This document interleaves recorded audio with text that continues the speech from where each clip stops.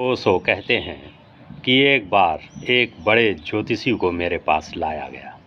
उनकी फीस ही कोई 1000 रुपया थी उस समय। उन्होंने कहा कि मेरी फीस 1000 रुपया है, इससे कम पर मैं किसी का हाथ नहीं देखता। मैंने कहा 1001, इससे कम मैं किसी को देता भी नहीं। उन्होंने ज़रा चौंक कर मुझे देखा। मेरे आसपास जो लोग बैठे थे उनको देखकर उन्हें भरोसा आ गया कि मिल जाएगा 1001, कोई चिंता की बात नहीं।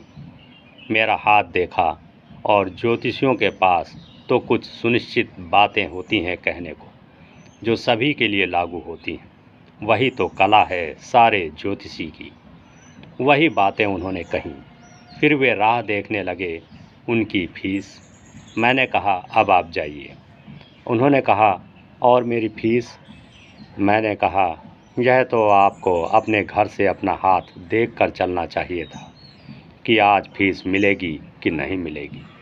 और मेरा हाथ देखकर क्या आपको समझ में नहीं आया कि यह आदमी फीस देने वाला नहीं है? तुम अपना हाथ तो देख लिया करो, अपनी जन्म कुंडली तो ठीक से देख कर चला करो। तुम्हें जब अपने ही हाथ का कोई पक्का नहीं है, हाथ की अपनी ही रेखाओं को तुम नहीं पढ़ पाते, तब तुम मेरे हाथ की रेखाओं को क्या पढ़ोगे?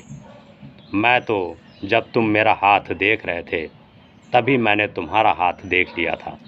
तो मैंने कहा कि नहीं कि इसको फीस मिलने वाली नहीं।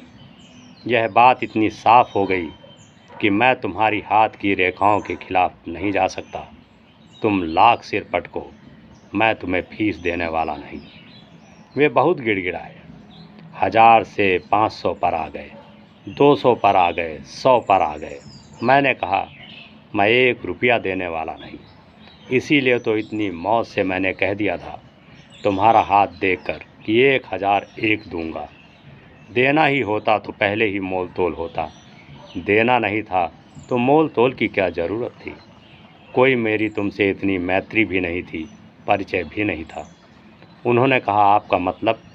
मैंने कहा कि मैं किसी को फीस देता नहीं जो इस तरह के ढकोसले करते हैं, जो इस तरह का पाखंड करते हैं।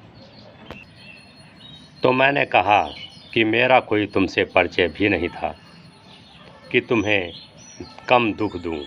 तुमने 1000 कहा, मैंने 1001 कहा। तुम 2000 कहते तो मैं 2001 कहता। तुम जितना कहते मैं राजी होता, क्योंकि मैंने तुम्हारा हाथ जो देखा, मैंने समझ ही लिया कि इस आदमी को कुछ मिलने वाला नहीं।